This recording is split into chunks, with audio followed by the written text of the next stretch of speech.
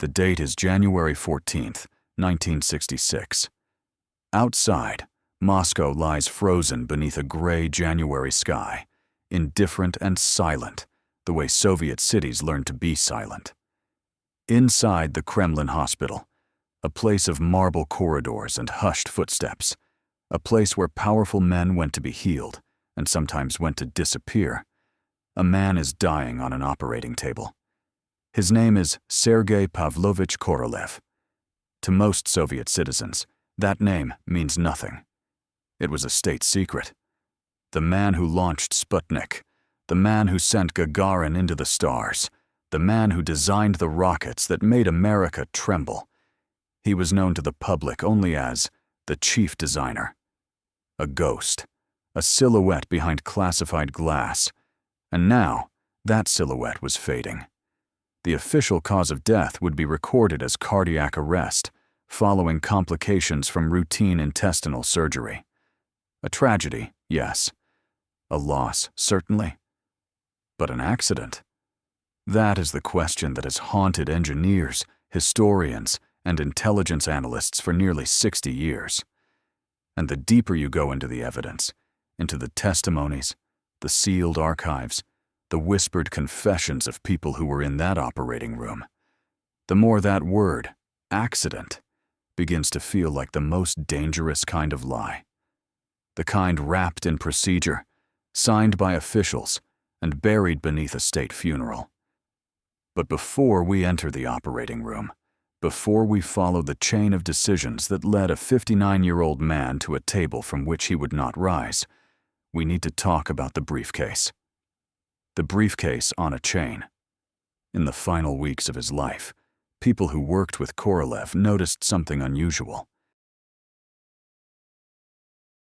Something that, at the time, they attributed to stress, or eccentricity, or the particular mania of a genius under pressure. Korolev had begun carrying a leather briefcase. That, in itself, was unremarkable. What was remarkable was the chain. A short, reinforced steel chain ran from the handle of the briefcase to a loop fastened around his left wrist. He wore it in meetings. He wore it in the design bureau, walking the long corridors of OKB-1, the secret rocket design facility outside Moscow. He wore it at dinner. He wore it, according to at least 2 colleagues who later spoke to researchers, under condition of anonymity, even when he slept in his office chair on late working nights. No one asked him about it directly. You did not ask Korolev directly about things he did not volunteer. But one engineer, a young man named Andrei, who spent decades too afraid to speak publicly, recalled the moment he came closest to an answer. He had entered the chief designer's office unannounced and found Korolev sitting very still, staring at the briefcase on the desk before him, the chain coiled beside it like a sleeping animal. When Korolev looked up, his eyes were not the eyes of a man reviewing blueprints. They were the eyes of a man who understood exactly how much something was worth, and exactly how many people would want to take it from him. He said nothing. He simply placed his left hand on the briefcase and waited for Andrei to state his business. What was inside that briefcase? We will come to that. It is worth the wait, because what Korolev had assembled in those pages represented not just the future of Soviet space exploration. It represented a vision of reality so far ahead of its time that its existence alone would have been sufficient motive for the most ruthless men in 2 superpowers to want it gone. The transfer and the password. On January 13th, 1966, the evening before he entered the hospital, Korolev did something that in retrospect reads like a man preparing for the worst. He called his deputy, Vasily Mishin, into his office at an unusual hour. Mishin later described the encounter in fragmented terms to a colleague, who preserved the account in a private memoir that surfaced in the 90s. According to that account, Korolev placed the briefcase on the desk between them, unclasped the chain from his wrist, and slid it across. He did not give Mishin the combination. He did not give him a list of contents. He gave him a sentence. Give it only to the one who says the word Baikonur, 3 times. Nothing more. Mishin, a practical engineer not given to drama, apparently asked what this meant. Korolev reportedly smiled, the kind of smile that contains entire continents of meaning, and said that whoever needed to know the password already knew it. If someone came asking without the word, they were to be told the briefcase did not exist.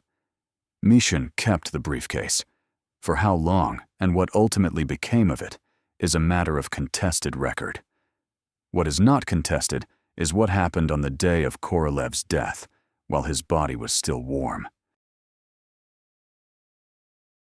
12 crates and 3 safes. On the afternoon of January 14th, before the formal announcement of Korolev's death had even reached most of his own staff, a team arrived at his office at OKB-1. They were not engineers. They were not colleagues. They carried documentation from a ministry whose precise identity has never been conclusively established. The stamps on the transit orders, examined decades later by a historian who managed to access partial records, bore an agency designation that had been dissolved and reconstituted under a different name 2 years prior. Whether this was bureaucratic overlap or deliberate obfuscation remains unclear. What is clear is what they did. They removed 12 crates of documents from Korolev's personal archives. They removed 3 safes, 2 of standard Soviet government design, and 1 that was non-standard, bolted to the floor, which required cutting equipment to free. They removed the contents of 4 filing cabinets. They removed a locked cabinet that stood behind a portrait of Konstantin Tsiolkovsky, the great theorist of cosmonautics, whose image presided over the chief designer's office like a secular icon. Of the 12 crates of documents, only fragments have ever resurfaced, mostly in secondary references within other classified files, declassified in the post-Soviet period. The 3 safes have never been officially cataloged. The non-standard floor safe has not been acknowledged in any inventory. The materials, for all practical purposes, vanished. In the world of state secrets, things do not vanish. They are moved. They are reclassified. They are buried in archives that will not be opened for 100 years, or they are destroyed. The distinction matters enormously. Destruction suggests panic. Reclassification suggests control.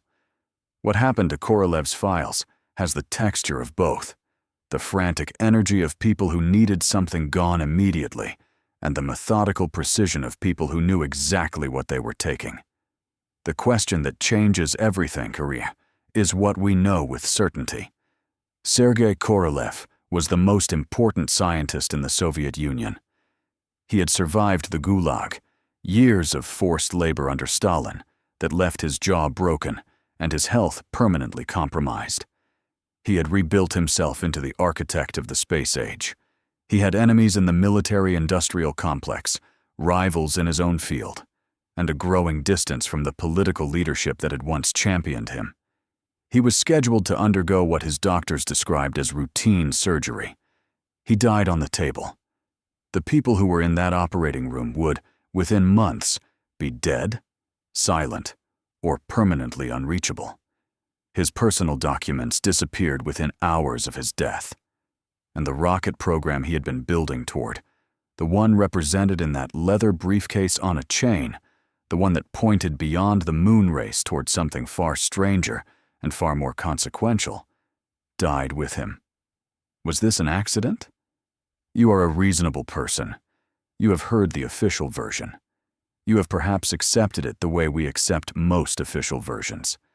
Not because the evidence is overwhelming, but because the alternative is a door that, once opened, cannot be closed. This investigation is about opening that door. In the pages that follow, we will reconstruct the final 10 days of Korolev's life, hour by hour, through declassified documents, survivor testimony, and archive materials that the Soviet state worked very hard to ensure you would never read. We will enter the operating room. We will open the safe behind Tsiolkovsky's portrait. we will sit in the closed meeting where powerful men decided that one genius had become too dangerous to the plans of the people who believed they owned the future. And at the end, we will ask you to sit with a question that has no comfortable answer. What happens to a civilization when the man who could have changed everything, who knew everything, is removed from the board at the exact moment he was about to play his most important move? What are we still not being told? And who, even now, is making sure we don't find out? The date is January 4th, 1966, 10 days before the operating table, 10 days before the 12 crates and the 3 safes and the chain unclasped from a dead man's wrist. Sergei Korolev arrives at OKB-1 before sunrise. This is not unusual for him. He has always been a man who treats sleep as an inconvenience, a biological tax he pays reluctantly and minimally. What is unusual is the way he arrives.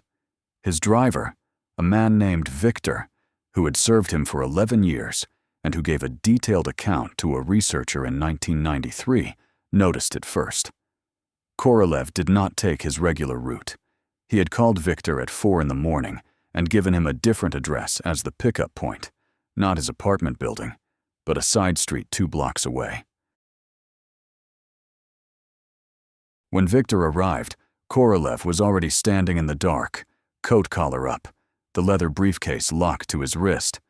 He got into the car without greeting, looked through the rear window for a full 30 seconds before sitting back, and then said only, "Take the long way. Don't use Leninsky Prospect." Victor took the long way.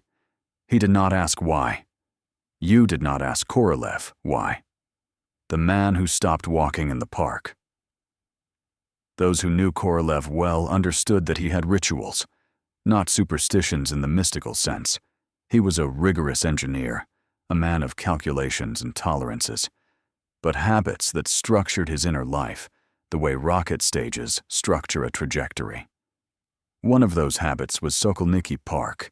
For years, regardless of season, regardless of workload, he walked in Sokolniki on Sunday mornings. His colleagues treated it as a fixed coordinate in the universe, as reliable as an orbital period. His wife knew not to schedule anything before noon on Sundays. Junior engineers sometimes caught glimpses of him there, walking alone with his hands behind his back, thinking through problems that would not fit inside an office. After January 4th, he never went back. His wife asked him about it once, gently, the way you ask a man who has changed without explanation. He told her the park was being renovated. She knew it was not. She said nothing. Instead of Sokolniki, he began sleeping at the bureau. Not every night. Enough to be noticed, not enough to become routine. He would stay past midnight, the lights in his private office burning, while the rest of OKB-1 went dark around him. The night security guard, an older man named Fyodor, who later described these nights in a letter to his son, recalled walking past Korolev's office window and seeing him not at his drafting table, not at his desk, but sitting in the corner armchair, the red notebook open on his knee, writing in the careful, compressed hand of a man who knows he may not have time to write everything he needs to write. The red notebook. It appears in 3 separate accounts from people who were near Korolev in those final days, always described the same way. Small, cloth-covered, deep red, kept inside his jacket when not in use. He was never seen reading from it in company. He was only ever seen writing in it, always alone, always late. When researchers later compiled inventory lists of personal effects recovered after his death, no red notebook appeared. It was not among the items returned to his family. It was not listed among the materials removed by the ministry team. It simply doesn't exist in any official record, which means it almost certainly existed. The men without plates. On the evening of January 6th, 2 men arrived at OKB-1 in a black Volga sedan with no license plates. This detail was recorded by the facility's gate security log, one of the few documents from this period that survived intact, possibly because it was too routine to be considered worth destroying. The entry reads, in the flat, bureaucratic language of Soviet administrative record-keeping, visitors. 2. Arriving by vehicle. Registration not recorded. Directed to Building 7 by order of Chief Designer. Building 7 was Korolev's private working space within the complex, not his main office, but a secondary room he used for work he did not want observed by the general staff. No one knows who the two men were. They were not from any department of the space program. This was established later by a process of elimination. Every other visitor in that security log from the preceding 6 months could be matched to an institutional affiliation. These two could not. Their appearance was described by a technician who passed them in the corridor as middle-aged, unremarkable clothing that was somehow slightly wrong in a way he could not specify, one of them carrying a briefcase that was not Soviet in design. They were with Korolev for approximately 2 hours. When they left, Korolev walked them to the gate himself, which he never did with ordinary visitors, and stood watching the Volga until it disappeared around the corner. Then he went back to Building 7 and did not emerge until the following morning. The next day, he sent a formal written refusal to the Ministry of Defense, declining to transfer a package of technical documentation that had been requested 3 weeks earlier. The refusal was phrased in the careful, armor-plated language of bureaucratic self-defense, citing procedural irregularities and incomplete ministerial authorization. But one of his senior engineers, who helped him draft the letter, remembered a different version, a version Korolev dictated first, into a portable recording device, before they worked on the official language together. In that dictated version, Korolev said, "This is our grenade, not theirs, and I will not hand a grenade to people who do not understand what they are holding." He then paused the recording, looked at the engineer, and said, "Write something more diplomatic." The resonance. Among Korolev's effects that were not removed, the items deemed too personal or too mundane to interest the ministry team, was a portable shortwave radio receiver. Small, civilian model, the kind sold in electronics shops. His family identified it without hesitation when shown a photograph. Yes, he had carried it for about 2 months before his death, kept it in his coat pocket, sometimes pressed the single earpiece to his ear during meetings, which had irritated several colleagues enormously. What was he listening to? His personal notes, the fragments that survived in places the ministry team apparently did not look, including annotations in the margins of several engineering manuals, contain references to something he called Schumann resonance anomalies. The Schumann resonances are real phenomena, electromagnetic resonances in the cavity between the Earth's surface and the ionosphere, first predicted theoretically in 1952.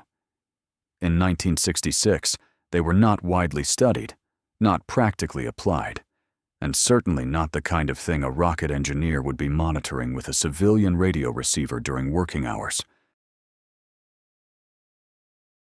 Unless he had a very specific reason to believe that something was generating signals that should not exist. His notes do not elaborate. They only record dates, times, and the single repeated annotation. Consistent, structured, not natural origin. January 8th. The truck. The incident on January 8th was the one that could not be explained away, even by people inclined to explain things away. Korolev's official vehicle, a government Zeal sedan, was traveling along a restricted road near the bureau complex at approximately 7:45 in the morning. A cargo truck ran a control point and struck the Zeal from the side at an intersection, hard enough to push it into the opposite lane. Korolev was in the vehicle. He was uninjured. The Zeal was a heavy car, built like a rolling safe, but the impact was substantial. The truck driver was detained, questioned, and released within 4 hours. The official finding was driver error caused by brake failure. The truck was impounded for inspection, and then, according to transport records, transferred to a depot outside Moscow, where it was subsequently decommissioned and broken down for parts. The driver's name does not appear in any accessible record. Viktor, Korolev's driver, who was present, stated in his 1993 account that the truck had accelerated through the intersection rather than failed to brake, that the engine sound had been high and deliberate. He had reported this to internal security. He had heard nothing back. Korolev arrived at OKB-1 that morning, shaken in a way that his staff had never seen before. He went directly to Building 7. He did not speak to anyone for 3 hours. January 10th. The photograph. 3 days after the truck, a meeting took place in Korolev's office that his assistant later described as unlike any meeting she had ever witnessed. She had been asked to bring tea and had entered without knocking, a habit Korolev normally tolerated. He was standing over his drafting table, both hands flat on its surface, leaning over a large photograph. The photograph was of the moon. Not an unusual thing in a rocket designer's office. But this photograph was different from the standard survey images she had seen pinned to walls and laid across tables throughout the bureau. The resolution was extraordinary, far beyond what the published Soviet lunar probe imagery of the period could produce, and across its surface, in Korolev's dense handwriting in red ink, were marks and notations clustered in one specific region, with 2 words written and circled 3 times. Landing point number 1, priority, maximum. He did not look up when she entered. He said very quietly, without turning, "Put the tea down and please close the door." She put the tea down. She closed the door. She never saw the photograph again. The last evening. On the evening of January 13th, 1966, Korolev attended a dinner with several senior colleagues at a facility dining room. By all accounts, he was present in body, but elsewhere in mind. He ate little, spoke less, and at one point sat for several minutes, staring at the table surface, while the conversation moved around him. He left without saying goodbye. His colleagues assumed he was tired. Several of them would spend the rest of their lives revisiting that assumption. Between 9 and 11 that evening, he placed 3 separate telephone calls to the office of Leonid Brezhnev. The general secretary was not available for any of them. His aide, who logged the calls, noted only that Korolev had been insistent and had not left a message. 3 calls. No answer. No message. The next morning, January 14th, he got into Viktor's car at 6:15. He did not carry the briefcase. He had already transferred it to Mishin the previous afternoon, with the password about Baikonur. He carried nothing except a small personal bag and a copy of a technical manual, which he held in his lap without opening. Viktor, who would replay this journey in his memory for the next 30 years, said that Korolev looked out the window the entire way to the hospital, not anxiously, not resignedly, with the focused, measuring attention of an engineer taking final readings. As they pulled up to the entrance, Korolev sat for a moment without moving. Then he said, and Viktor was certain of these words, had repeated them so many times, they had worn grooves in his memory. "Viktor, if I don't come back out, you were a good driver." He got out of the car. He walked through the doors. He did not come back out. Her name was Lyudmila Krupskaya, not the famous Krupskaya, not Lenin's widow, whose name Soviet schoolchildren learned before they learned arithmetic. This Krupskaya was a surgical nurse, 41 years old, 17 years of operating room experience behind her, a woman who had assisted in procedures on ministers, generals, and at least 2 members of the Politburo, without ever once speaking about what she had seen. She was, by every account of the colleagues who survived her, the kind of professional whose value lay precisely in her silence. You wanted Krupskaya in your operating room because she was fast, precise, and constitutionally incapable of panic. What she witnessed on January 14, 1966, broke something in her that 17 years of surgical theater had left intact. She told her story once, partially, carefully, in fragments distributed across 3 separate conversations with a physician friend over the course of several weeks following the operation. That friend preserved what he could in private notes. Those notes passed through 2 more hands before reaching a researcher who published a summary, heavily anonymized, cautiously worded, in a small historical journal in 1998.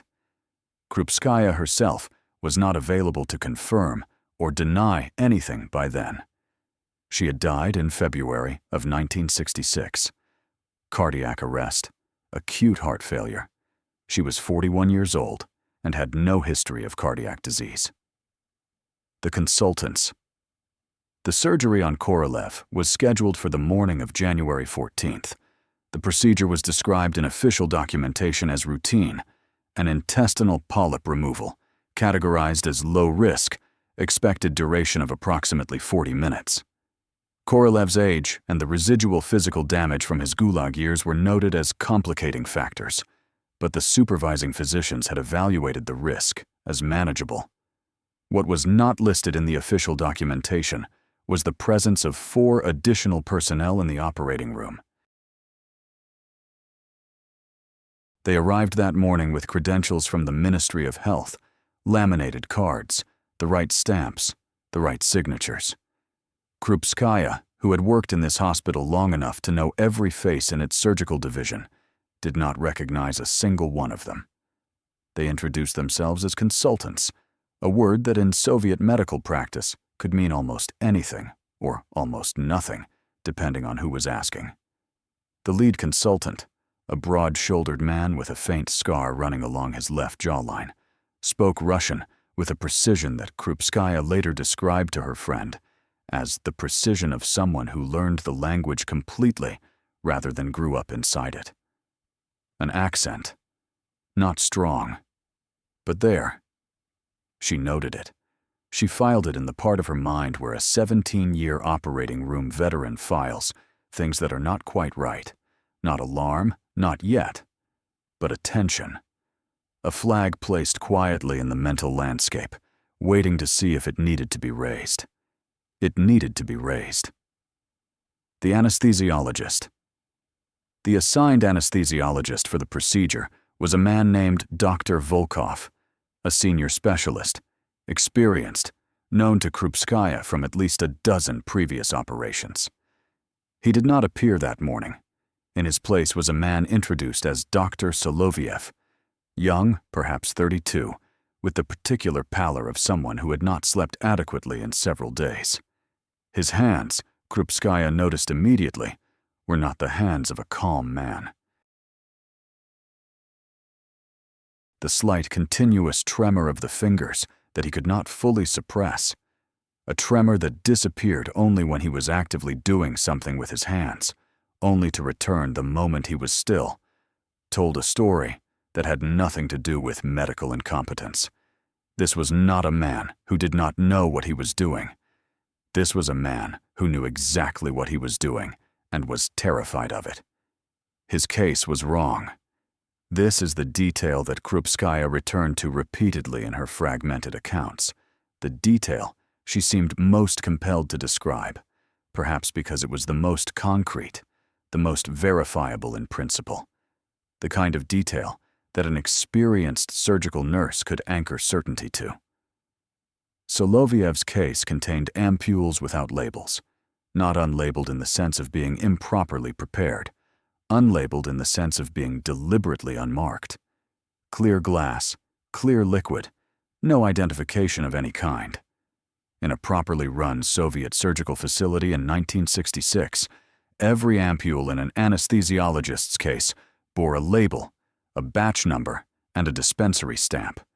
These bore nothing. She almost said something. She told her friend later that she had opened her mouth and then closed it again, because the lead consultant with the scar was watching her with an attention that had no medical content in it whatsoever. It was the attention of a man managing a situation not assisting in a procedure. She closed her mouth. She prepared the instruments. She told herself she was imagining things. She was not imagining things. What happened? When she left the room, approximately 20 minutes before the procedure was scheduled to begin, the lead consultant approached Krupskaya and told her that a specific piece of supplementary equipment was needed from the storage room 2 corridors away, a piece of equipment that she knew perfectly well was not standard for this type of procedure, and which she was fairly certain the storage room did not contain. When she said this, the consultant smiled with his mouth only and told her to check anyway. Thoroughly. It might take a few minutes. She went. She checked. It was not there. When she returned, the room had been rearranged, not dramatically, not in a way that would be obvious to someone who had not been in that room 100 times. The instrument table had been shifted approximately half a meter. The orientation of the anesthesia monitoring equipment had changed, and the arrangement of ampules in Soloviev's tray was different. She was certain of this last point because she had a nurse's trained spatial memory for the layout of a prepared workspace, the kind of memory that exists not as conscious recall, but as physical instinct, the same instinct that tells you immediately when something in your own kitchen has been moved. The ampules had been changed. The instruction in the corridor, the surgeon leading the procedure, was Dr. Boris Petrovsky, a man of genuine distinction in Soviet medicine, a careful and serious physician who, by all accounts, had no foreknowledge of what was about to occur. He arrived at the operating room and was met in the corridor outside by 2 of the 4 consultants. Krupskaya was nearby, preparing additional materials, close enough to hear fragments of what was said. She did not hear everything. She heard enough. One of the consultants spoke to Petrovsky in a voice just above a whisper, and the words, Krupskaya, was certain she heard. Certain enough to repeat them verbatim to her friend. Certain enough that her friend recorded them immediately afterward. Were, "Your family is fine. They will stay fine. Follow the instructions, and there is nothing to discuss." Petrovsky entered the operating room. His face, which Krupskaya had seen composed and professional through procedures of tremendous complexity, was the face of a man who had just had the floor removed from beneath him and was performing the considerable feat of continuing to walk on air. He did not look at anyone directly for the first 15 minutes of the procedure. He never gave another interview about Korolev's death. In the decades that followed, when journalists, historians, and researchers approached him with questions, he declined everyone without exception. He outlived Krupskaya by many years and died without speaking publicly about what happened in that room. Some silences are the loudest things a person ever says. The 3rd hour, the procedure that had been described as 40 minutes in duration, extended to over 3 hours. This fact is not disputed. The official medical record documents a procedure of unusual length, attributed to complications encountered upon opening, specifically a discovery that the initial assessment of the polyp had significantly underestimated its extent and its proximity to adjacent structures. This is medically possible. Complications of this kind occur. Surgeons encounter unexpected situations. What the official record does not explain is the massive hemorrhage that occurred in the procedure's 3rd hour. Hemorrhage of this nature, in this context, can be the result of anatomical accident, of surgical misadventure, of tissue that responds differently than expected. It can also be the result of something introduced into the body that interferes with normal coagulation, something that causes blood vessels to behave in ways that blood vessels, under normal circumstances, do not behave. The bleeding began suddenly, not as a gradual development that builds through warning signs, but as an event, a transition from one state to another that happened faster than the natural progression of surgical complication typically allows. Krupskaya, who had seen post-operative hemorrhage before, described the onset as too fast and too complete, like a switch being thrown. In the controlled emergency that followed, attention contracted to the immediate problem. Everyone in the room was focused on Korolev's body, on the technical crisis of blood that would not stop, on instruments and pressure, and the specific language of surgical emergency. In that focused tunnel, peripheral awareness collapses. You stop monitoring what is not the center of crisis. The lead consultant moved to Soloviev's position beside the anesthesia equipment. He removed a syringe from his coat. He said 4 words to Soloviev in a voice low enough that only Soloviev and Krupskaya, who was closer than the consultant realized, could hear them. Last dose. After this, it doesn't matter. Soloviev did not look at him. He looked at the syringe. He looked at the monitoring equipment. And then, with the hands that had been trembling all morning, he administered the injection. 31 minutes later, Sergei Korolev's heart stopped. The cleanup, the moment the monitors flatlined, something shifted in the room that had nothing to do with grief and everything to do with procedure. The lead consultant moved with the calm efficiency of a man completing a task he had rehearsed. He and the other 3 consultants collected every ampule from Soloviev's tray, the labeled ones, the unlabeled ones, every glass vial in the workspace, and placed them in a metal case that one of them had kept near the door throughout the procedure. The case was closed and locked before the senior medical staff had fully processed what the monitor was telling them.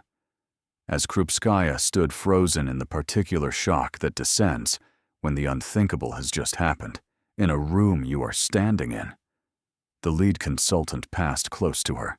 He did not stop. He did not make eye contact.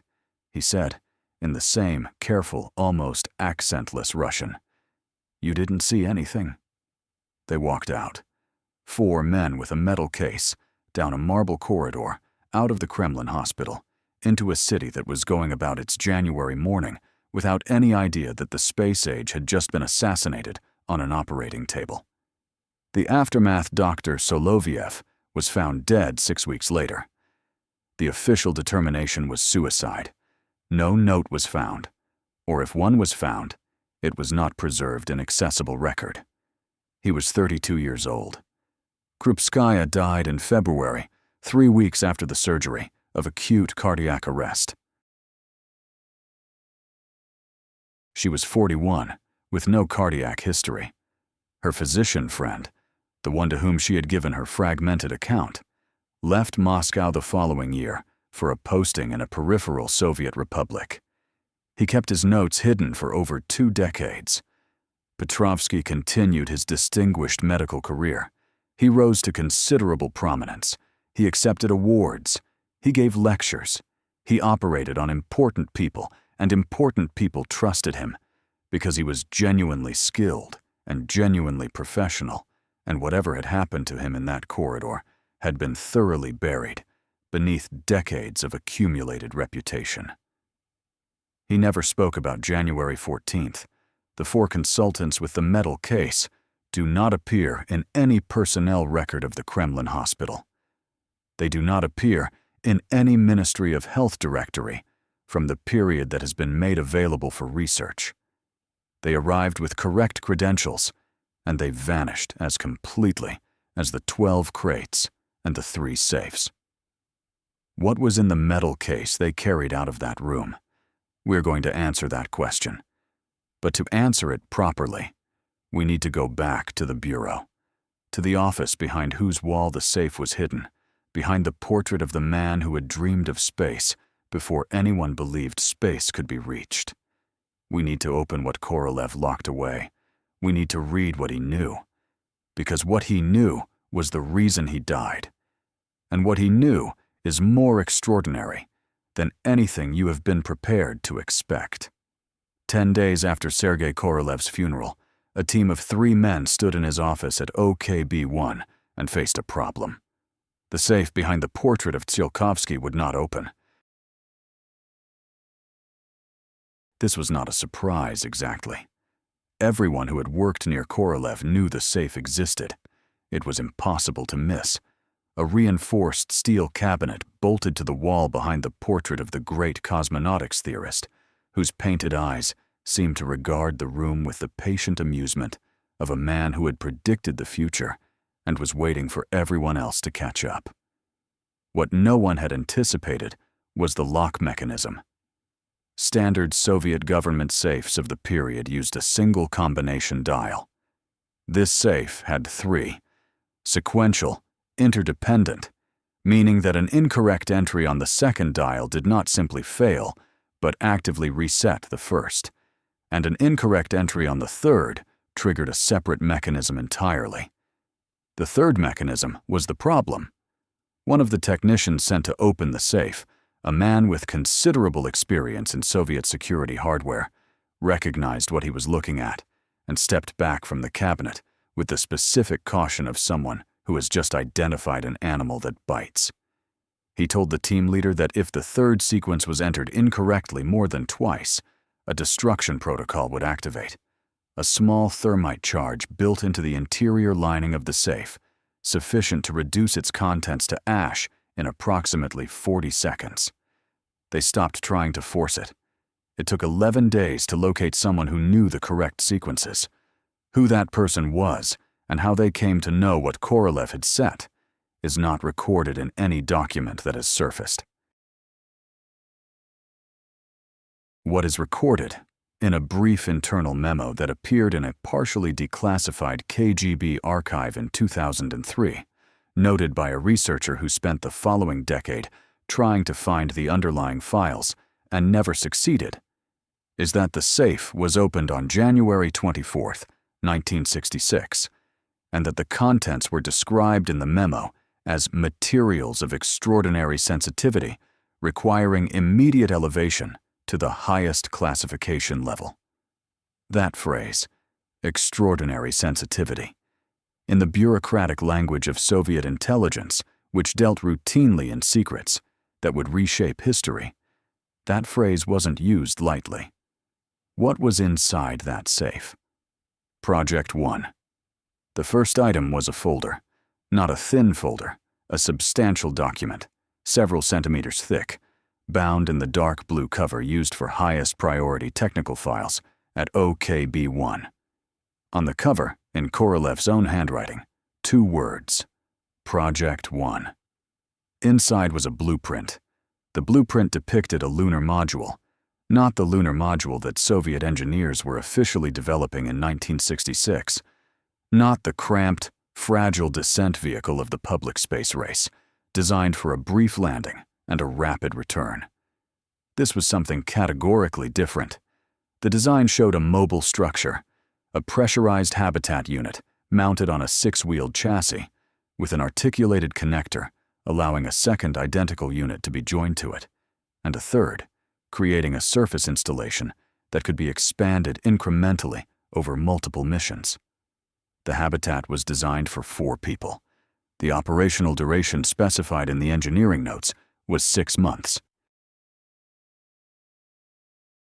The life support calculations, detailed across 12 pages of tight, precise notation in Korolev's hand, and at least 2 other handwriting styles that have never been identified, accounted for full atmospheric recycling, water reclamation, thermal management across the full range of lunar surface temperatures, and a power generation system that used a compact reactor design.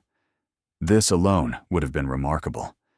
A mobile, expandable lunar base, designed for long-duration habitation in 1966, years before NASA was officially considering anything beyond short-surface visits, would represent a vision of lunar exploration so advanced that its existence would rewrite the understood history of the space race.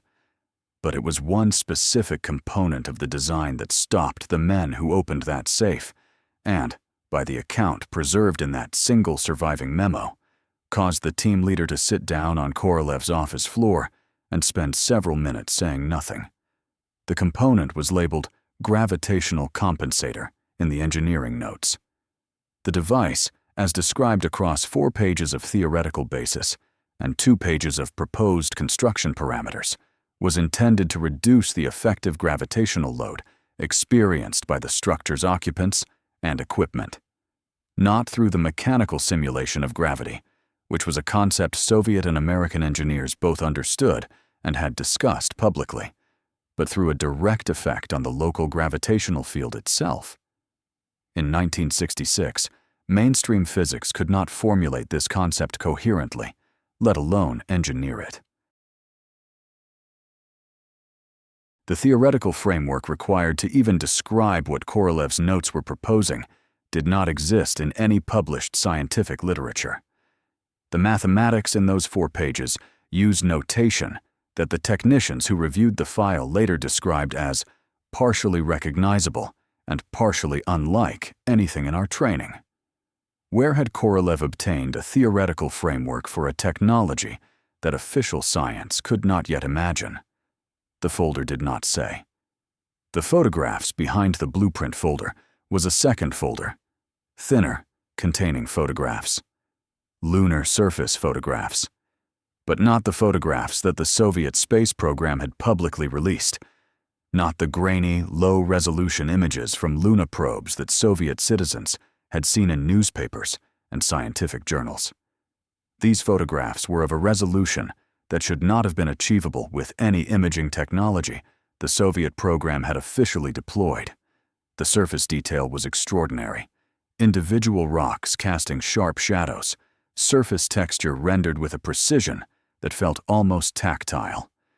And in one specific region of the photographs, clustered across a series of images that had been arranged in sequence to create a composite picture of a continuous area of surface, there were structures. The word structures is used here deliberately because it is the word that Korolev himself used in the red ink that appeared throughout this folder as it had appeared throughout the blueprint. The formations were geometric in a way that geology is not geometric. Angles too consistent, arrangements too regular. The relationship between separate elements following proportional rules that rock formations produced by impact or volcanic activity do not follow. And at the center of the composite image, in a shallow depression that the topographic notations identified as approximately 40 meters deep and several hundred meters in diameter, was an object. Dome-shaped, roughly circular in footprint. The scale markings in the photograph's margin, placed there by whoever had done the original analysis, indicated a diameter of approximately 200 meters.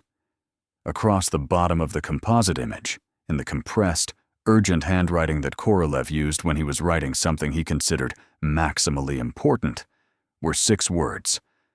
Landing point number 1. Priority. Maximum.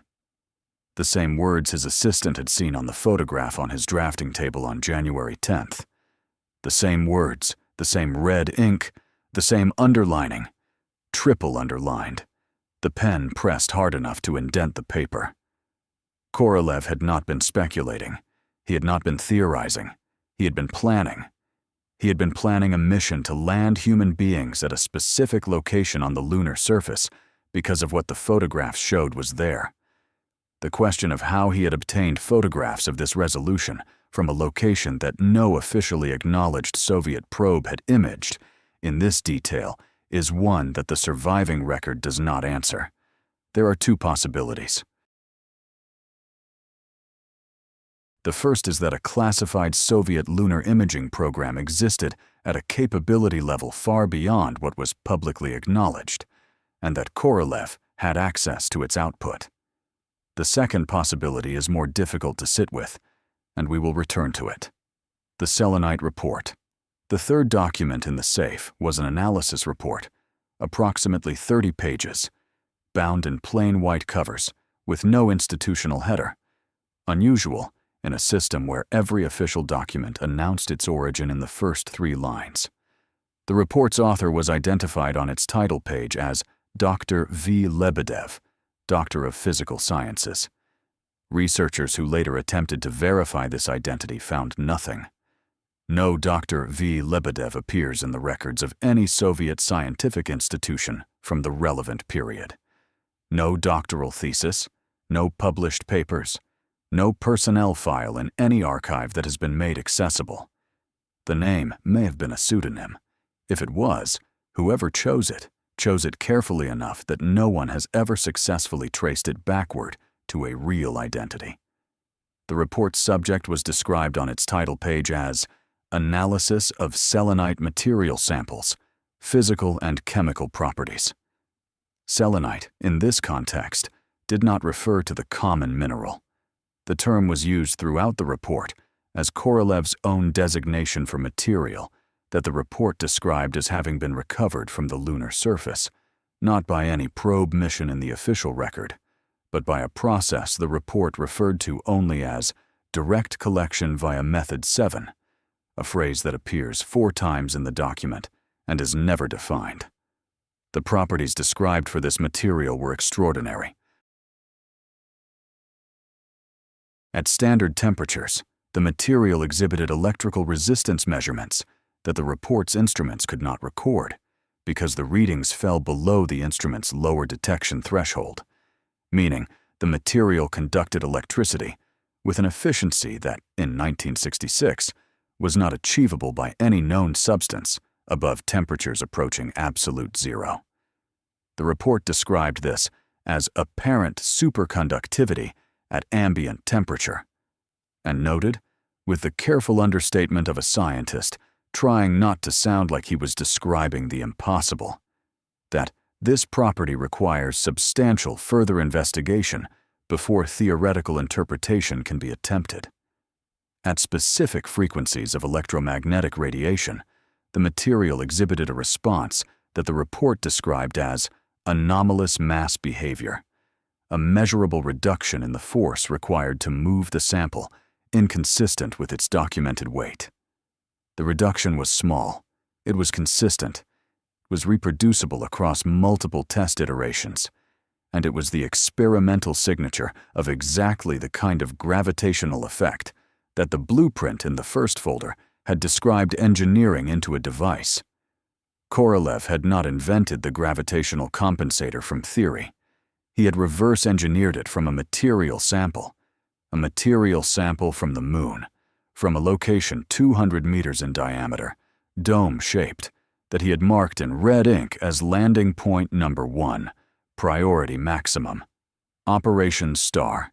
The fourth document was operational in nature, not a technical specification, but a plan. A strategic document, structured in the formal language of Soviet mission planning, laying out in sequential phases the objectives, timelines, resource requirements, and success criteria for something called Operation Star. The operation's stated goal, written in the document's opening paragraph, with the matter-of-fact clarity of a man who had decided that the time for circumspection was over, was the establishment of a permanent human presence on the far side of the moon. Not a temporary base, not a short-duration outpost, a permanent installation, continuously inhabited, with rotating crews, designed for an indefinite operational period. The far side was specified not for the reason that contemporary space program discussions typically cited, the radio silence that the moon's bulk creates there, shielding an installation from Earthside detection, but for a reason stated explicitly in the document's second paragraph. The installation was to be positioned to intercept and analyze signals. The signals were described as transmissions of external origin and presently uncharacterized nature, identified through systematic monitoring beginning in autumn of 1964, exhibiting structural properties consistent with intentional encoding. Specifically, recursive symmetry ratios, conforming to the golden section across multiple frequency bands, temporal spacing patterns non-consistent with natural astrophysical phenomena, and directional characteristics indicating a source outside the solar system. Korolev had been listening since autumn of 1964. With the shortwave receiver in his coat pocket, with whatever more sophisticated equipment OKB-1 had available to him, he had been monitoring signals that did not have a natural explanation and that bore the mathematical fingerprints of deliberate construction. Operation Star was his answer. Not a military answer, not a political answer. An engineer's answer. Build the equipment. Get it to the right location. Listen properly, with proper tools, from the place where the signals were strongest. The fuel specification for the launch vehicle that would deliver the first habitat unit to the surface listed isotopes by index numbers that appear in no periodic table, no nuclear physics reference, no classified weapons research document that has ever been declassified. The report noted that knowledge of these isotopes was, at the time of writing, limited to 5 individuals on Earth. Korolev listed himself as one. The other 4 were not named. The last page. The final document in the safe was a single sheet of paper, no header, no classification marking, no date except one. January 13th, 1966. Written the day before he went to the hospital. Written, almost certainly, after he had called Mishin in and transferred the briefcase with the Baikonur password. Written in the hours between that transfer and the 3 unanswered phone calls to Brezhnev's office. The handwriting was Korolev's, but different from the compressed, precise notation of the technical documents. This was the handwriting of a man writing quickly, without drafting, without revision. The handwriting of someone putting words down because words needed to exist somewhere outside his own skull before it was too late. The full text, as reconstructed from the copy that survived, reads, "We are not alone in this race, and some of the participants play by rules of their own. What I have built, others will use for purposes I was never consulted about. What I have found, others will bury, because they fear it more than they want it. I am going into a hospital tomorrow, from which I do not expect to return, because the people who want what I know have decided it is easier to take it from a dead man than to negotiate with a living one. I am not afraid. I am angry. There is a difference. The difference is that anger requires a future, and I still believe in the future, which means I believe someone will read this someday and understand what it cost. Below this, separated by a line, 3 words. Don't stop looking. The safe was closed. The documents were elevated to the highest classification. The memo that recorded their existence disappeared into an archive that researchers have been trying to locate for 20 years. But memos, like secrets, have a way of surviving the people who wrote them. And the question that Korolev left on that single sheet of paper, the question of who else was running in this race and what rules they were playing by, leads us directly into the offices of the most powerful men in 2 civilizations, into the rooms where decisions were made. Into the rooms where Korolev's fate was decided, not by surgeons, not by consultants with metal cases, but by politicians who had looked at what their chief designer was building and concluded that a man who knew this much and who could not be controlled could not be allowed to continue. December 27th, 1965. 18 days before the operating table. 18 days before the 4 consultants with the metal case and the ampules without labels. 18 days before, Victor stood outside a hospital entrance and waited for a man who would not come back out. On that December evening, in a conference room inside the Kremlin that does not appear on any publicly available floor plan of the building, a room accessed through a corridor that exists in no architectural record, serving a function that no official document from the period acknowledges. 7 men sat down at a long table covered in green felt and decided the future of the Soviet space program. And though most of them did not know it yet, the fate of Sergei Korolev. The room was warm.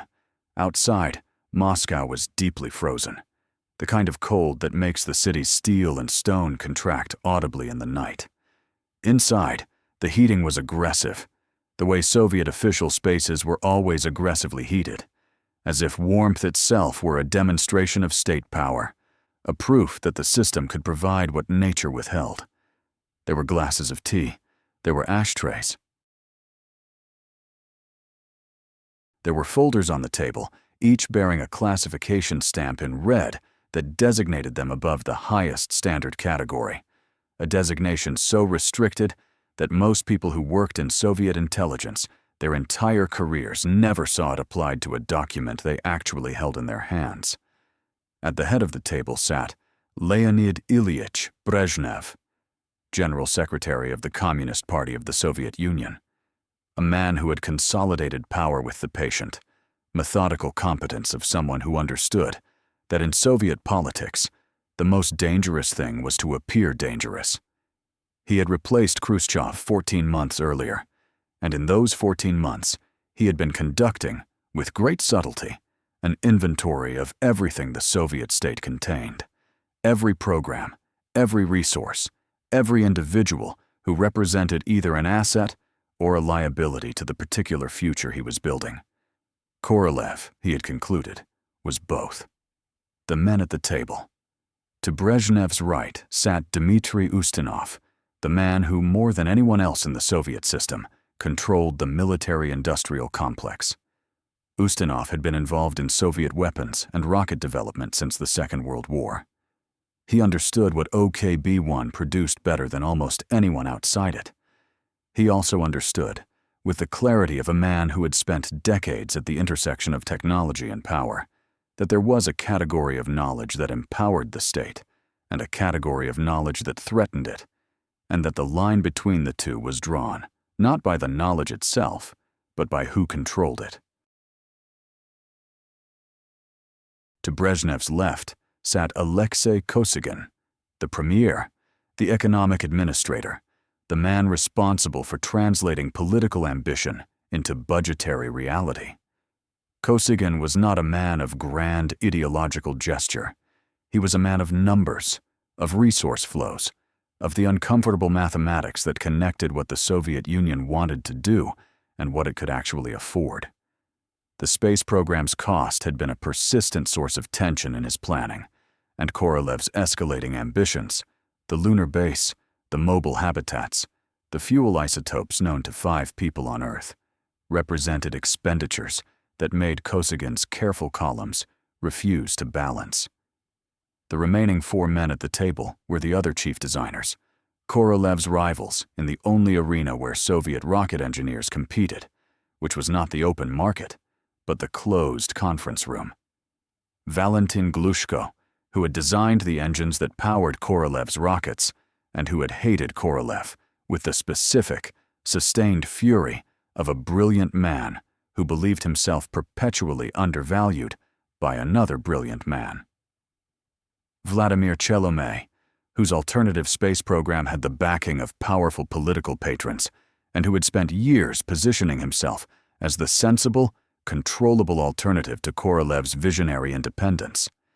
Mikhail Yangel, whose design served the military's missile requirements more directly, and who had long argued that the resources flowing to Korolev's lunar dreams were resources diverted from genuine strategic necessity. These 3 men had been waiting for this meeting for years. They had prepared for it carefully. The attack Glushko spoke first, because Glushko always spoke first when there was damage to be done.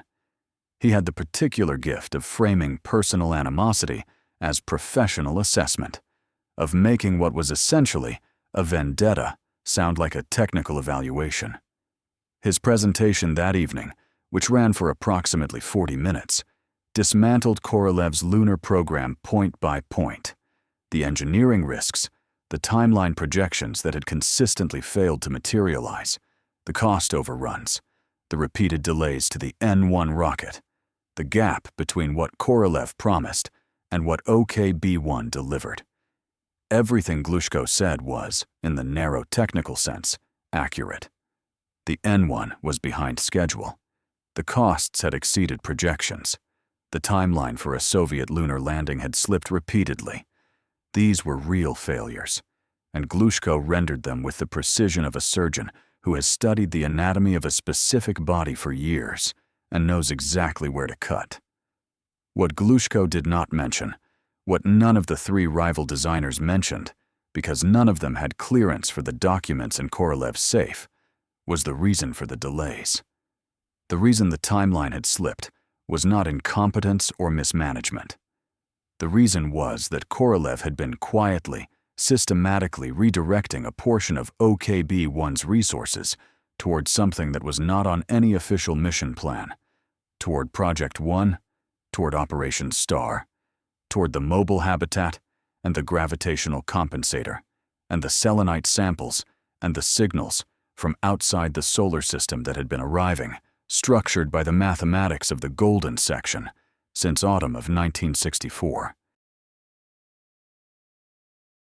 Korolev had been running two programs simultaneously. The official one, which was visible and measurable and therefore available for criticism, and the real one, which was invisible to everyone in this room, except possibly Ustinov, whose intelligence connections ran deep enough that he may have had fragments of information about what the safe behind Tsiolkovsky's portrait contained. Chelomey followed Glushko with a presentation of his own alternative lunar architecture, leaner, faster, more directly controllable by the ministry rather than by a single independent genius. He used the word controllable 7 times in 40 minutes. In a room full of men who managed the Soviet state, this was not a technical specification. It was a political argument, and everyone at the table understood it as such. Yangel contributed the military perspective. The resources consumed by Korolev's lunar ambitions were resources not available for the missile systems that constituted the Soviet Union's actual strategic deterrent. Every ruble spent on lunar base habitats was a ruble not spent on intercontinental ballistic missiles. In the cold arithmetic of Cold War deterrence, this argument had genuine force. When the 3 presentations were finished, Brezhnev sat for a moment in the warm room, turning a pen slowly in his fingers, a gesture that people who worked with him learned to recognize as the external sign of a decision already made, being prepared for announcement. Then he spoke. The sentence Brezhnev's remarks, as reconstructed from the accounts of 2 individuals who were present and who spoke, decades later, to researchers under conditions of strict anonymity, lasted approximately 15 minutes. He did not raise his voice. He did not use dramatic language. He spoke in the measured, slightly plodding cadences that characterized his public speaking, a style that some interpreted as intellectual limitation, and that others, who had watched him accumulate and exercise power for 14 months, understood as deliberate, as the performance of a man who wanted to be underestimated. The substance of what he said was this: the Soviet space program was a strategic instrument of state policy. Its objectives were set by the party, not by its technical leadership. The role of designers and engineers was to execute the strategy that political leadership determined, not to develop independent visions of where human civilization should go and then present the state with the bill. The space program would be refocused. Its priorities would be realigned with strategic and propaganda requirements. The allocation of resources would be restructured to reflect party objectives rather than individual ambition. And then, toward the end of his remarks, a sentence that the 2 surviving sources both recalled with unusual precision, the kind of precision that attaches to words you recognize in the moment of hearing them as consequential. Strategy is determined by the party, not by individual specialists, however talented. He said it without emphasis, without looking at anyone in particular. The pen continued its slow rotation in his fingers.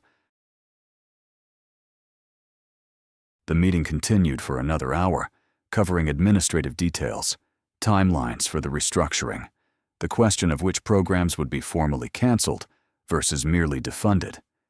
Someone proposed that a comprehensive audit of OKB-1 should be conducted, a review of all ongoing projects, all resource allocations, all documentation. The audit was scheduled for January 15, 1966, the day after Korolev's surgery. Whether this timing was coincidental or designed is a question that different researchers have answered differently over the decades. What is not in question is the practical consequence. If Korolev had survived the surgery and returned to his desk, he would have returned to find an audit team already in place, already moving through his files, already approaching the office with the portrait of Chilkovsky on the wall. The safe and everything it contained would have been discovered and seized through bureaucratic procedure, rather than through the midnight removal teams that actually carried out the operation. The audit was the backup plan. The surgery was the primary plan. The question of American involvement in Korolev's death has been debated since the first serious researchers began examining the case in the post-Soviet period. The debate tends to generate more heat than light because it touches the nerve of national mythology. The suggestion that American intelligence services participated in the elimination of a Soviet scientist is uncomfortable in a particular way that cuts across ideological lines. The evidence is indirect. It is circumstantial. And it is, when examined carefully, and without the distortion of either patriotic defensiveness or conspiratorial enthusiasm, genuinely difficult to dismiss. The lead consultant's accent, the metal case that was not Soviet in design, the ampules with no labels. These details, taken individually, prove nothing. Taken together, they describe a capability that the Soviet system of 1966, for all its considerable resources and ruthlessness, did not fully possess: the capability to conduct a targeted medical elimination that would be indistinguishable on standard post-mortem examination from natural surgical complication. The CIA's medical programs in the 1960s were not theoretical. Documents declassified in the 1970s established the existence of projects dedicated to exactly the capability described in Krupskaya's account: substances that could be administered in clinical settings to produce cardiac events, compounds that degraded rapidly enough to be undetectable in standard toxicological examination, methods of interference with anesthesia that left no conventional forensic signature. What the CIA did not need to do, the researcher Anatoly Voronov argued in a 2009 monograph that received little public attention and considerable private interest in intelligence communities, was organize the operation from the beginning. The Soviet system had already created the vulnerability. The political decision had already been made. The access had already been arranged.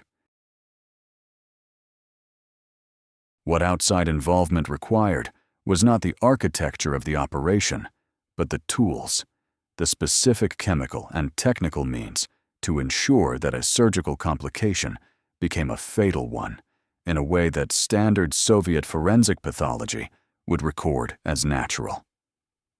A year after Korolev's death, a second post-mortem examination was conducted under conditions of extreme secrecy, the existence of which was not acknowledged until a partial record surfaced in a privatized archive in 1994.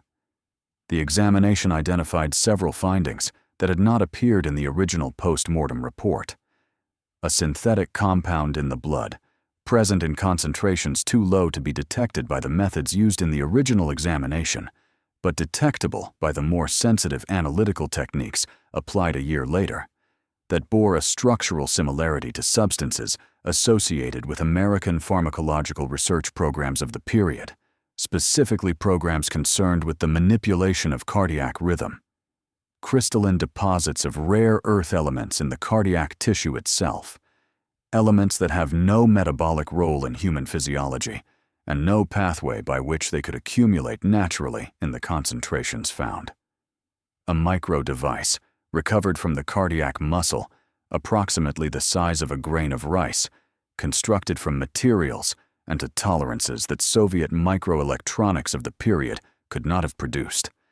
The device bore surface markings in English, Its function, as assessed by the Soviet engineers who examined it, was consistent with the generation of targeted electromagnetic pulses capable of inducing fatal cardiac arrhythmia on command. A biological compound derived from a tropical marine organism, a compound unknown to Soviet pharmacology at the time, associated in later research with a CIA program that was partially declassified in the 1980s. Traces of a radioactive substance on several of the surgical instruments used in the procedure. Each of these findings, in isolation, can be contested. The compound might be contamination. The crystalline deposits might have another explanation. The device might be a post-mortem artifact of uncertain origin. Together, they form a picture that has only one coherent interpretation. Sergei Korolev was killed by means that required both the political authorization of the Soviet state and the technical capabilities of a foreign intelligence service operating with methods unavailable to its Soviet counterparts. He was killed by the Cold War itself, by the system that had built him, and by the system that feared what he was building. What the two systems agreed on this is perhaps the most disturbing element of the entire case. More disturbing than the consultants, more disturbing than the ampules, more disturbing than the micro-device with English markings recovered from a dead man's heart. The Soviet political leadership and the American intelligence apparatus, which were at this moment spending enormous resources trying to destroy each other, agreed on one thing with sufficient conviction to cooperate, tacitly or directly, in removing Sergei Korolev from the board. They agreed that what he knew was too dangerous. Not too dangerous for the enemy. Too dangerous, period. Too dangerous for governments. Too dangerous for the managed version of reality that both systems depended on for their legitimacy. The version in which human beings were the primary actors in human history, in which the universe beyond Earth was an empty stage awaiting human arrival, in which the signals coming from outside the solar system were background noise rather than structured transmissions encoding mathematics that predated recorded human civilization. Korolev had found something. He had found it in the photographs, in the selenite samples, in the signals his shortwave receiver tracked across the frequencies. He had begun to understand it. He had designed an engineering response to it. He had been weeks away, perhaps days, from taking his findings to a level of political visibility that would have made them impossible to suppress. Both systems looked at that prospect and reached the same conclusion. The man who knew had to stop knowing. And so, they made him stop. 3 unanswered calls. On the evening of January 13, 1966, Korolev called Brezhnev's office 3 times. We do not know what he intended to say. We do not know if he had decided to present his findings directly to the General Secretary, to make a final argument for Operation Star, to report what he believed was being planned for him in the hospital the following morning, or simply to hear another human voice in authority acknowledge that he existed and that what he knew mattered. We know only that the calls were not answered. 3 calls. 3 times, the weight of everything he had discovered, the photographs, the dome, the selenite samples, the signals structured by the golden section, the gravitational compensator, the last page written on January 13th that ended with the words, "Don't stop looking," pressed against the silence of an office where powerful men had decided, 18 days earlier, that individual specialists did not determine strategy. The phone rang in an empty room, or a room that chose to be empty. And Korolev, who had survived the Gulag, who had launched the space age from a steppe in Kazakhstan, who had looked at the moon through his data and seen something that changed everything. Korolev put down the telephone, packed a small personal bag, and went to sleep for the last time in the place where he had spent the most important years of his life. In the morning, He got into Viktor's car. He did not take the briefcase. He had already said what needed to be said to the one person he trusted with it. He had already written what needed to be written on the last page.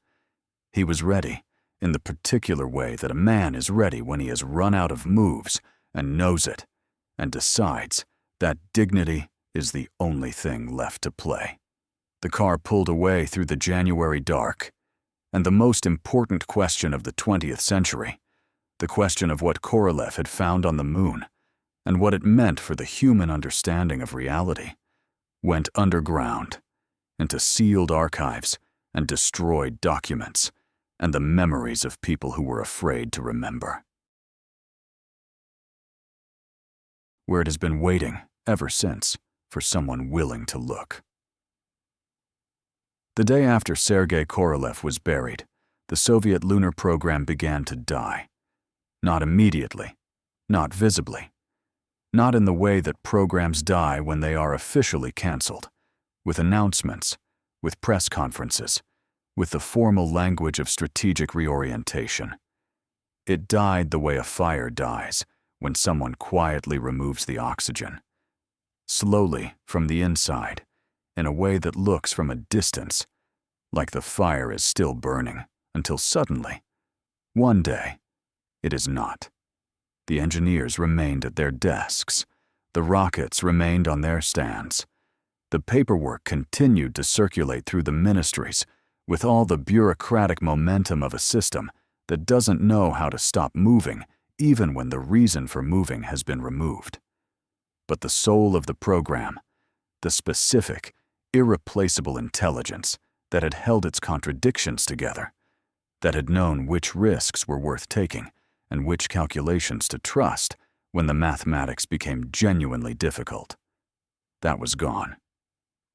It had been taken to a hospital on January 14th and had not come back. Vasily Mishin, who inherited OKB-1 and the briefcase and the Baikonur password, was a competent engineer. He was not Korolev. No one was Korolev, and the program that Korolev had built was not designed to be run by anyone who was not Korolev. It was a program built around a single mind's understanding of how all its pieces connected, not just the official pieces, the rockets and capsules and mission profiles that appeared in classified planning documents, but the unofficial pieces, the real architecture of what was being attempted, the Project 1 and Operation Star, and the selenite samples, and the landing point marked in red ink as priority maximum. Mishin had the briefcase. Whether he ever found the person who could say the word Baikonur 3 times is not established in any record. Whether the briefcase's contents survived or were eventually found by someone from the ministry team who had not found them in January is unknown. What is known is that Mishin never spoke publicly about the briefcase's existence, and that under his leadership, OKB-1's trajectory bent steadily away from everything that had made it, under Korolev, into the most consequential engineering organization in human history. The rocket that never flew, the N-1 rocket, was Korolev's instrument for reaching the moon. Not the moon of the space race, not the brief, flags and footprints lunar visit that the Americans were racing toward, but the moon of Project 1 and Operation Star. The moon where something waited in a shallow depression 200 meters across, where signals structured by golden section mathematics arrived from beyond the solar system, where a mobile habitat for 4 people was meant to establish the first permanent human presence in the universe beyond Earth. The N-1 attempted 4 test launches between 1969 and 1972. All 4 failed.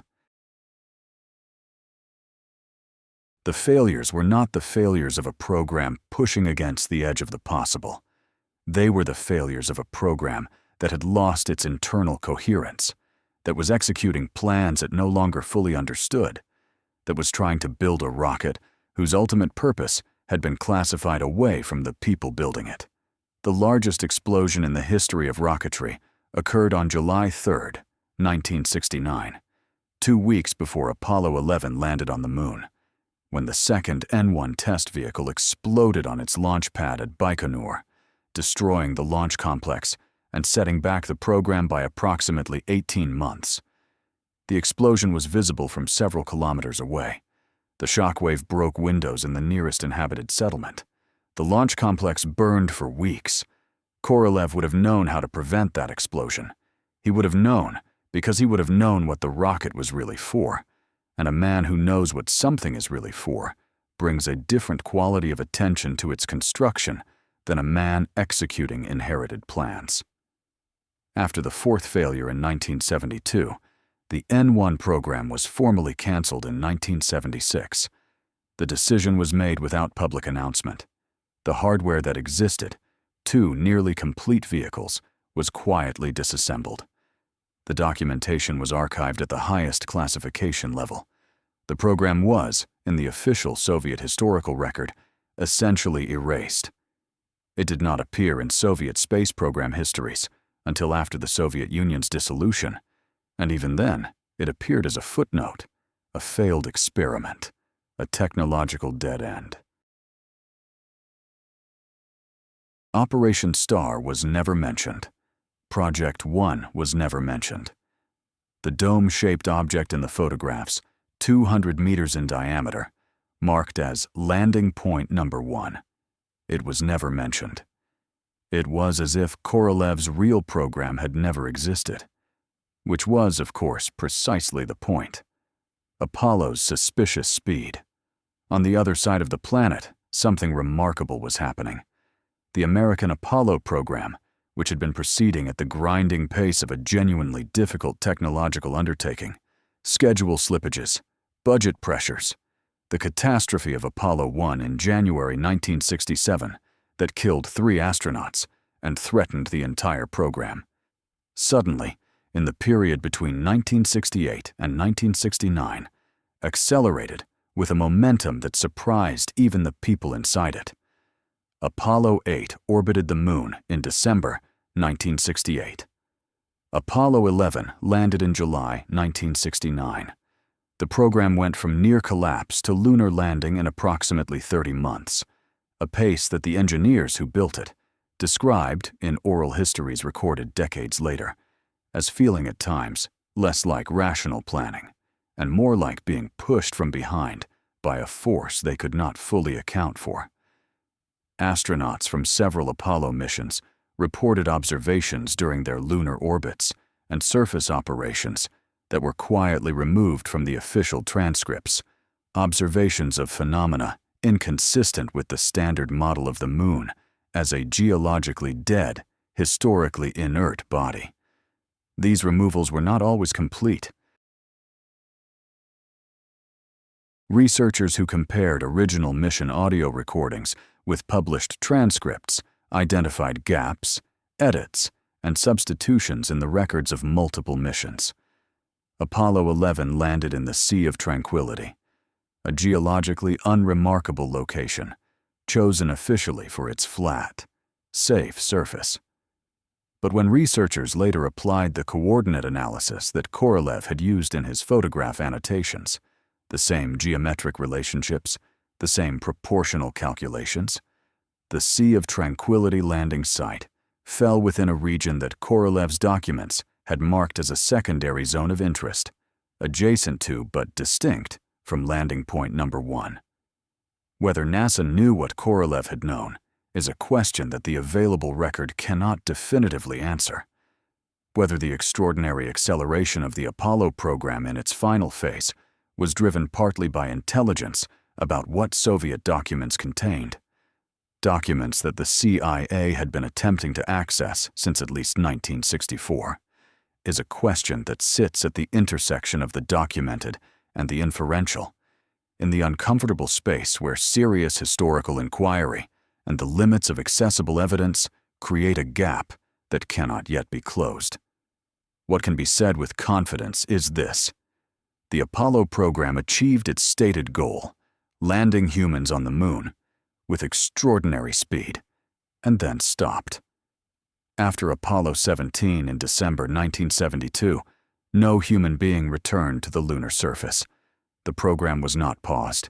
It was not redirected. It was ended, with a swiftness that shocked the engineers who had built it, and that official explanations, budget constraints, shifting political priorities, the argument that the main objective had been achieved, have never fully satisfied the people who actually understand what it takes to build and sustain a program of that scale. The primary objectives have been achieved. That was the official language. Bureaucratic, neutral, final. Primary objectives. Not all objectives. Not everything we set out to learn. Primary objectives. A formulation that implies to anyone paying careful attention that there were other objectives, secondary, tertiary, objectives that did not appear in the public mission statements, and that those objectives arrived at some kind of resolution that made further human presence on the lunar surface, for the time being, inadvisable. The diaspora of knowledge. When the Soviet Union dissolved in 1991, the scientific and engineering communities that had sustained its space program scattered across the world with the speed and completeness of a dandelion releasing seeds in a strong wind. Thousands of specialists, engineers, physicists, chemists, materials scientists, people who had spent their careers inside the classified architecture of Soviet space and weapons research, emigrated to the United States, to Europe, to Israel, to wherever the combination of professional opportunity and personal safety was sufficient to justify the upheaval of leaving the only system they had ever worked within. They carried their knowledge with them. They could not carry their documents. The documents remained in archives, reclassified, reorganized, partially destroyed in the chaos of institutional collapse. But knowledge, the kind of knowledge that lives in a trained mind rather than on paper, travels without a passport. In Western research laboratories in the 1990s, ideas began appearing that were, to researchers familiar with the fragments of Korolev's work that had begun to circulate in the historical community, surprisingly resonant with what had been developing in OKB-1's classified programs. Materials with anomalous conductive properties. Theoretical frameworks for gravitational effects at scales previously considered inaccessible to engineering. Signal processing approaches suited to the identification of structured patterns in electromagnetic noise. None of this constitutes proof of a direct lineage from Korolev's safe to Western laboratory benches. Scientific ideas develop in parallel. Researchers arrive at similar conclusions through independent paths. This is one of the consistent, well-documented patterns of scientific history. But parallel development requires parallel starting points. It requires that the underlying questions being asked are genuinely similar, arising from similar observations of similar phenomena. And the phenomenon at the center of Korolev's work, the signals from outside the solar system, structured by golden section mathematics, arriving with a consistency that he had been tracking since autumn of 1964, is not a phenomenon that appears anywhere in the mainstream scientific literature of the 1960s, 70s, or 80s. If Western researchers were asking the same questions in the 90s, something had given them reason to ask. The Chinese are looking in the right places. In January 2019, the Chinese National Space Administration's Chang'e 4 mission landed on the far side of the Moon, the first soft landing ever achieved on the lunar far side, in the von Karman crater within the South Pole Aitken Basin. The stated scientific objectives were geological, to study the ancient lunar crust exposed in this ancient impact structure, to analyze the composition of the regolith, to conduct radio astronomy observations shielded from Earth's electromagnetic interference. These are legitimate scientific objectives. They are also, to anyone who has read Korolev's Operation Star documentation, an almost exact description of the operational parameters that Korolev specified for his permanent Farside installation. The geological sampling, the material analysis, the radio monitoring shielded from Earthside interference. The U-22 rover, which deployed from Chang'e 4 and operated for months across the von Karman crater floor, traveled in patterns that Chinese mission controllers described as following geological survey priorities. Researchers who analyzed the rover's published track data noted that several of its extended excursions moved toward specific subsurface anomalies identified by the mission's ground-penetrating radar.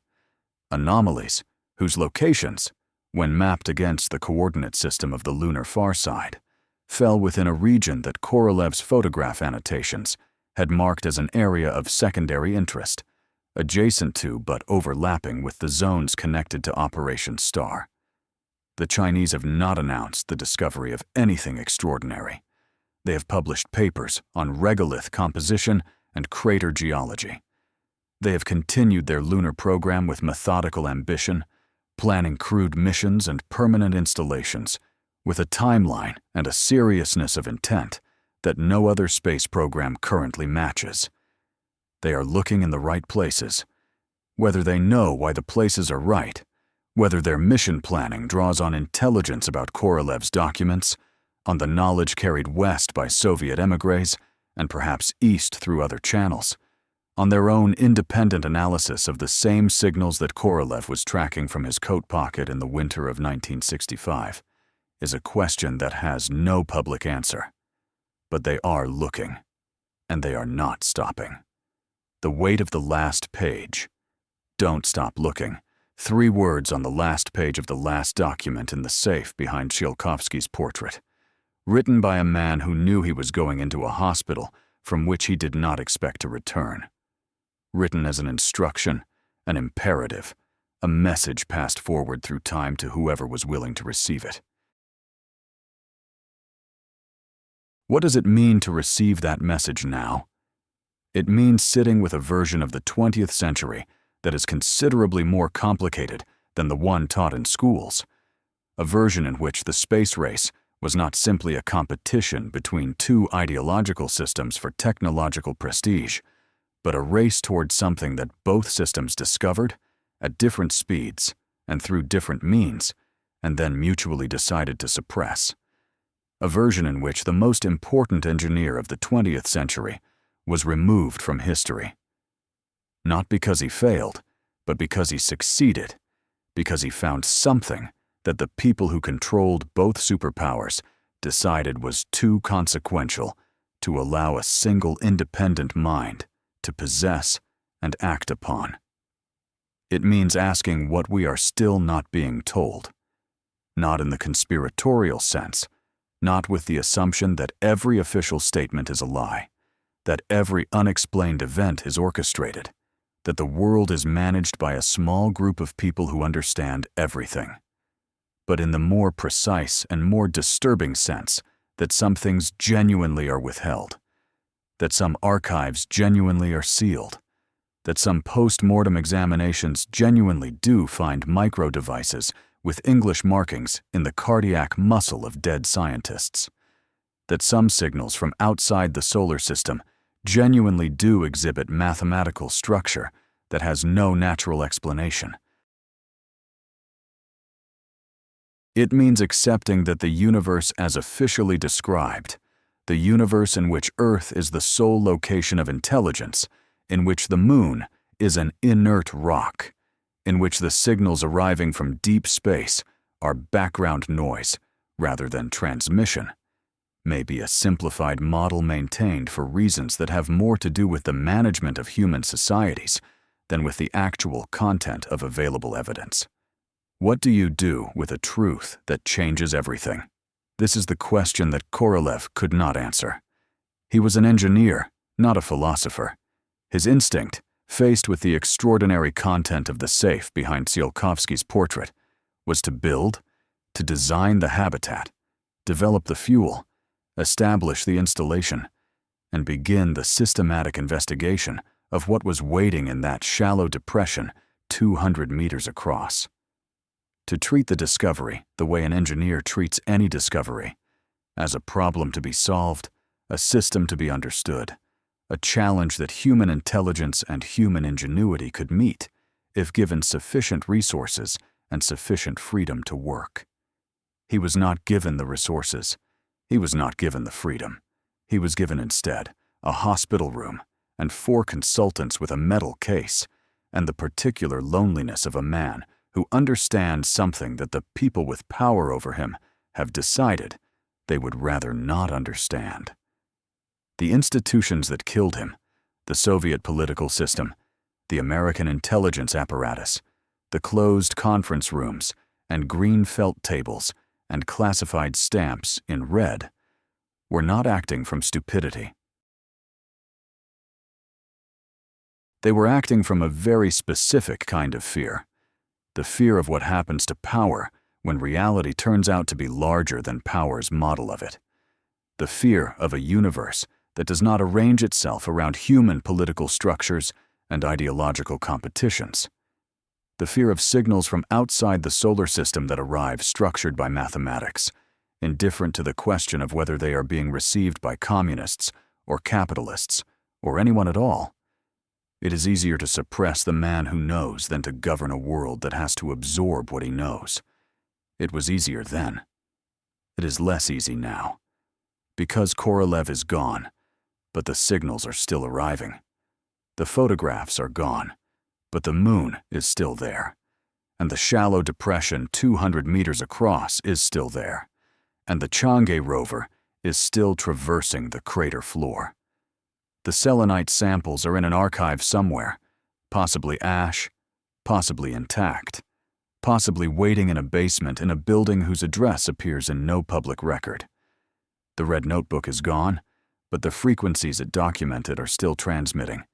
And somewhere in the electromagnetic spectrum, in the quiet below the noise floor of ordinary monitoring equipment, something is still sending a message structured by the mathematics of the golden section. The briefcase is gone. The password has been forgotten or was never spoken. The man who wrote, "Don't stop looking" on the last page of the last document in the last hours before he walked through a hospital entrance is gone. But the instruction remains, and the question remains. Not. Was Sergei Korolev killed? The evidence for that has been laid before you across these pages, and you are a reasonable person capable of drawing reasonable conclusions from evidence. The question is, what was he killed for? What is it that still sits on the far side of the moon, in a shallow depression 200 meters across, waiting with the patience of something that has been waiting long before there were human beings to do the discovering? What are the signals saying? And who, or what, has been watching from the shadows of our own solar system while we spent a century fighting each other over ideologies and borders and the green felt tables of closed conference rooms, too busy with the small theater of human politics to look up and notice that we have never been alone in this? Korolev looked up. He saw something. He paid for it with his life. The least we can do, the absolute minimum that his last 3 words demand of us, is look up ourselves. Don't stop looking.